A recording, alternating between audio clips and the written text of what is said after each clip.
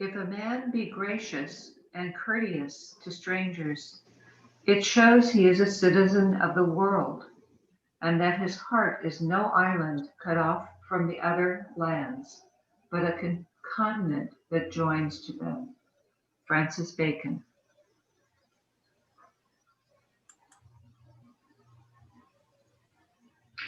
We have flown the air like birds and swum the sea like fishes, but have yet to learn the simple act of walking the earth as brothers.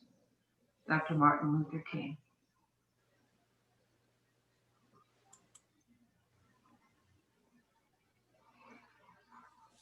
Injustice anywhere is a threat to justice everywhere. We are caught in an inescapable network of mutuality, tied in a single garment of destiny. Whatever affects one directly affects all indirectly.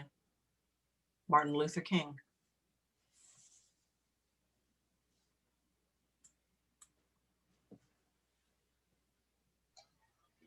Grandfather, Great Spirit, all over the world, the faces of living ones are alike. Teach us to walk the soft earth as relatives to all that live. North Native American Sioux Prayer.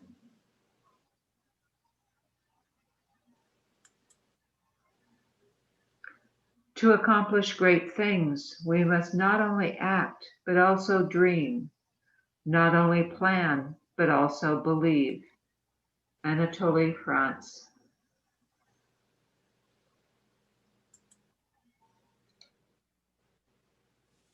No man is an island. No man is an island, entire of itself. Every man is a piece of the continent, a part of the main. If a clod be washed away by the sea, Europe is the less, as well as if a promontory were, as well as if a manner of thy friends or of thine own were.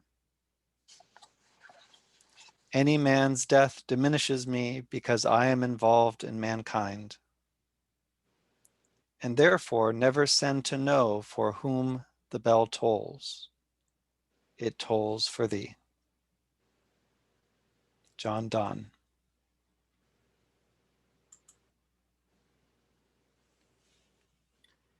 Ye have heard that it hath been said, Thou shalt love thy neighbor, and hate thine enemy.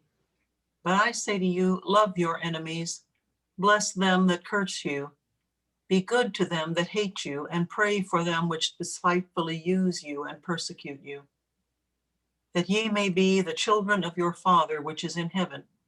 For he maketh his sun to rise on the evil and on the good, and sendeth rain on the just and on the unjust. For if you love them which love you, what reward have ye? Do not even the publicans do the same? And if ye salute your brethren only, what do ye more than others? Do not even the publicans do so? Be ye therefore perfect, even as your Father which is in heaven is perfect. Matthew 5.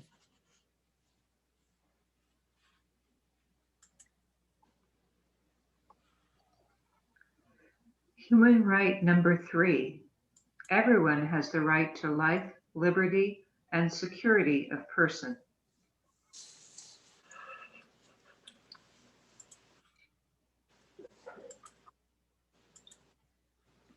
The story of Henri Dunant. Henri Dunant, at the age of 30, was a wealthy Swiss banker and financier.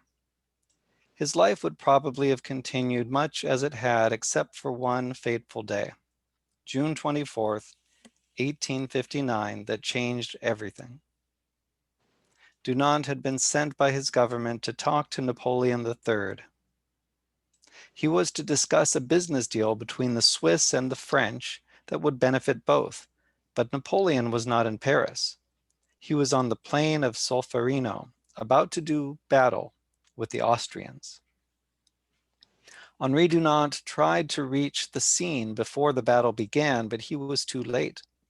His carriage came to a halt on top of a hill that overlooked the battlefield. Suddenly, Trumpets blared, muskets cracked, cannons boomed. The two cavalries charged, and the battle was on. Henri Dunant, as if in a box seat at the theater, sat transfixed. He could see the dust rising, hear the screams of the injured, the dying. Dunant sat as if in a trance at the horror below him. But the real horror was later, when he entered the small town after the battle was over. Every house, every building was filled with the mangled, the injured, the dead. Driven by pity at the suffering he saw all around him, Dunant stayed in the town for 3 days, doing everything he could to help. He was never the same man again. War was barbarous. The world should abolish it. This was not the way to settle differences between nations. And most of all, there ought to be a worldwide organization to help people in times of suffering and chaos. Henri Dunant returned to Switzerland. In the next few years, he became a fanatic on the subject of peace and mercy. He began to travel all over Europe, preaching his message. Eventually, his business suffered in the effort and he was soon broke, but he persisted. At the first Geneva conference, he carried on a one-man assault against war. As a result, the conference passed the first international law against war, a movement that was to give birth eventually to both the League of Nations and the United Nations. In 1901, Dunant was awarded the first Nobel Peace Prize. And though he was penniless and living in a poor house, he gave the entire prize to the worldwide movement he had founded. Henri Dunant died in 1910, almost totally forgotten by the world, but Dunant needed no monument to mark his grave. As a symbol of the organization he had fathered, he had taken the Swiss flag, a white cross on a red background, and reversed it, a red cross on a white background. The organization that became his everlasting monument was the Red Cross.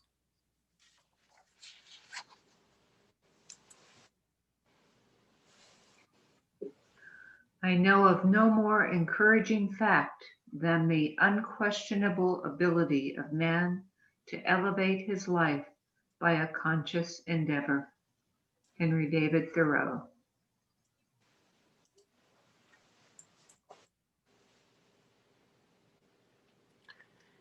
To develop a sense of universal responsibility, of the universal dimension of our every act, and of the equal right of all others to happiness and not to suffer, is to develop an attitude of mind whereby, if we see an opportunity to benefit others, we will take it in preference to merely looking after our own self-interests.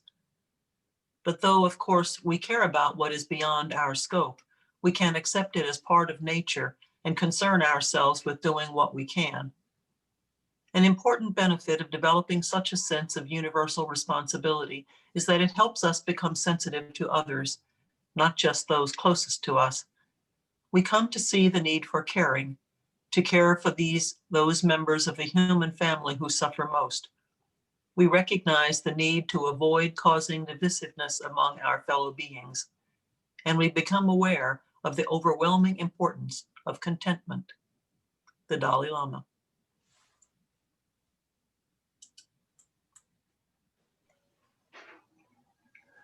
The diversity in the human family should be the cause of love and harmony, as it is in music, where many different notes blend together in the making of a perfect chord. Baha'i Writings.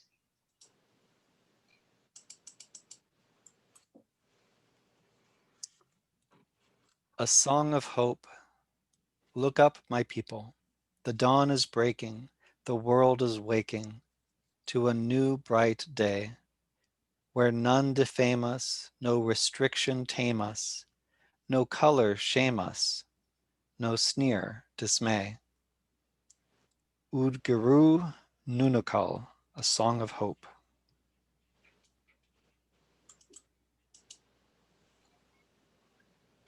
Human right number 18. Everyone has the right to freedom of thought, conscience, and religion. This right includes freedom to change his religion or belief, and freedom either alone or in community with others, and in public or private, to manifest his religion or belief in teaching, practice, worship, and observance.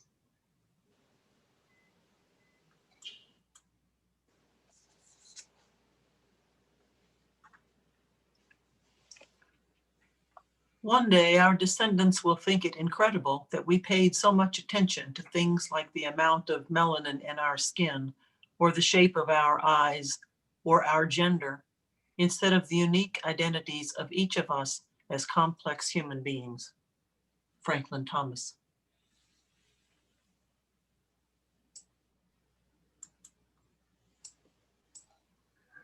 We have, we have become not a melting pot, but a beautiful mosaic. Different people, different beliefs, different yearnings, different hopes, and different dreams. Jimmy Carter.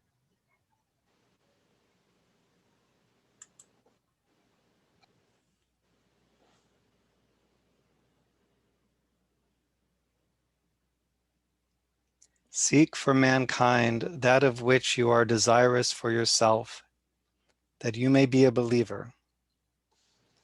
Treat well as a neighbor the one who lives near you, that you may be a Muslim.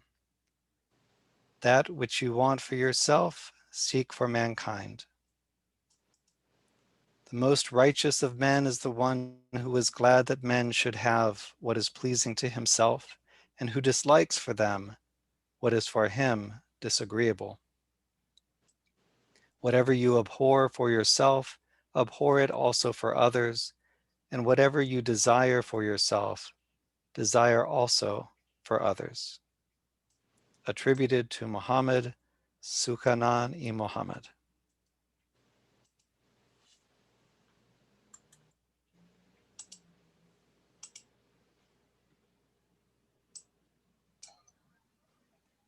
Equal.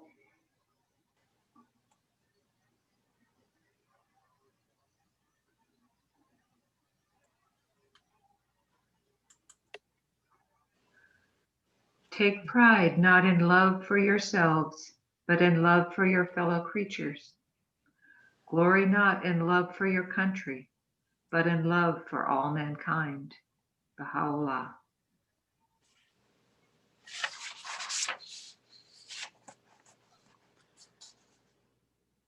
Reconciliation requires that we work together to defend our democracy and the humanity proclaimed by our Constitution.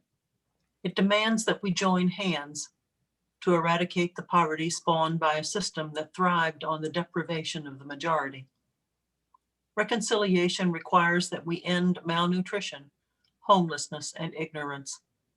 It demands that we put shoulders to the wheel to end crime and corruption. The wounds of the period of repression and resistance are too deep to have been healed by the Truth and Reconciliation Commission alone, however well it has encouraged us along that path.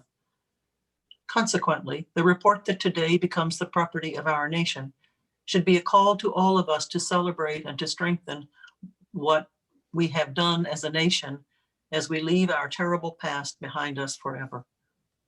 Let us celebrate our rich diversity as a people in the knowledge that when the TRC in its wisdom apportions blame, it points at previous state structures, political organizations, at institutions and individuals, but never, and I want to repeat, never at any community. Now the challenge is for us to protect our democratic gains like the apple of our eye. It is for those who have the means to contribute to the efforts to repair the damage brought by the past. It is for those who have suffered losses of different kinds and magnitudes to be afforded reparation, proceeding from the premise that freedom and dignity are the real prize that our sacrifices were meant to attain.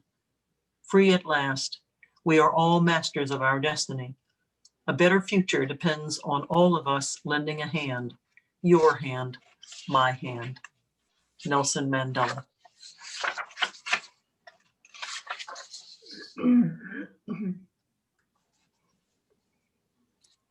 The person who doesn't fit in with our notions of who is worthy of our love, the bag lady at the corner, the strange old man who rides through town on a three-wheel bike all strung up with flags, is just the person who, by not fitting into our patterns, insists that we expand not only our views, but also our capacity to love.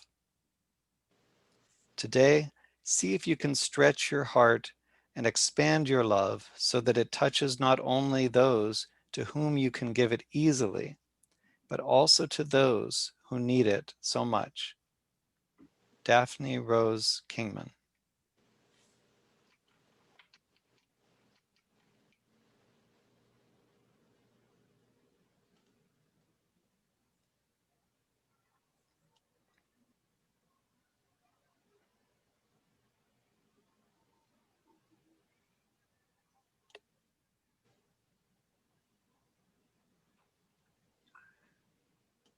Where, after all, do universal human rights begin? In small places close to home, so close and so small that they cannot be seen on any maps of the world. Yet they are the world of the individual person, the neighborhood he lives in, the school or college he attends, the factory, farm, or office where he works. Such are the places where every man, woman, and child seeks equal justice, equal opportunity, equal dignity without discrimination. Unless these rights have meaning there, they have little meaning anywhere. Without concerted citizen action to uphold them close to home, we shall look in vain for progress in the larger world. Eleanor Roosevelt.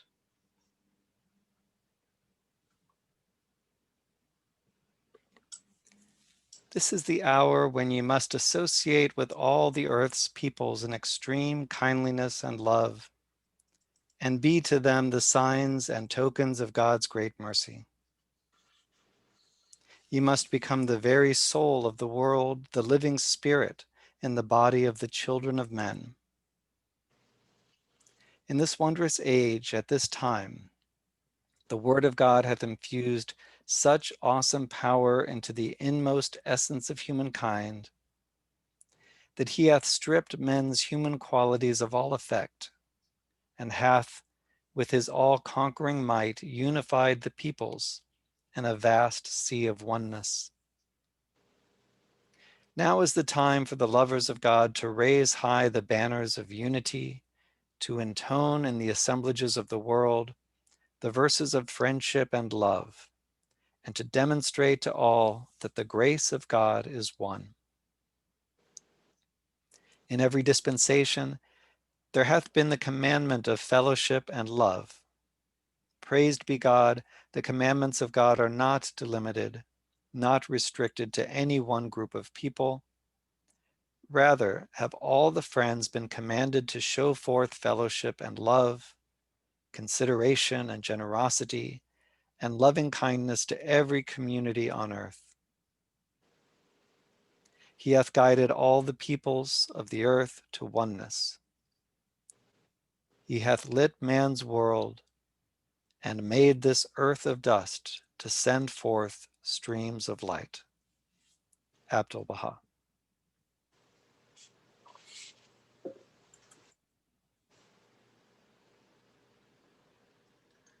The preamble to the Universal Declaration of Human Rights. Whereas recognition of the inherent dignity and of the equal and inalienable rights of all members of the human family is the foundation of freedom, justice, and peace in the world. Whereas disregard and contempt for human rights have resulted in barbarous acts which have outraged the conscience of mankind, and the advent of a world in which human beings shall enjoy freedom of speech and belief and freedom from fear and want has been proclaimed as the highest aspiration of the common people. Whereas it is essential, if man is not to be compelled to have recourse as a last resort to rebellion against tyranny and oppression, that human rights should be protected by the rule of law. Whereas it is essential to promote the development of friendly relations between nations. Whereas the peoples of the United Nations have in the Charter reaffirmed their faith in fundamental human rights, in the dignity and worth of the human person, and in the equal rights of men and women, and have determined to promote social progress and better standards of life in larger freedom. Whereas member states have pledged themselves to achieve, in cooperation with the United Nations, the promotion of universal respect for and observance of human rights and fundamental freedoms. Whereas a common understanding of these rights and freedoms is of the greatest importance for the full realization of this pledge. Now, therefore, the General Assembly proclaims this Universal Declaration of Human Rights as a common standard of achievement for all peoples and all nations, to the end that every individual and every organ of society, keeping this declaration constantly in mind, shall strive by teaching and education to promote respect for these rights and freedoms, and by progressive measures, national and international, to secure their universal and effective recognition and observance.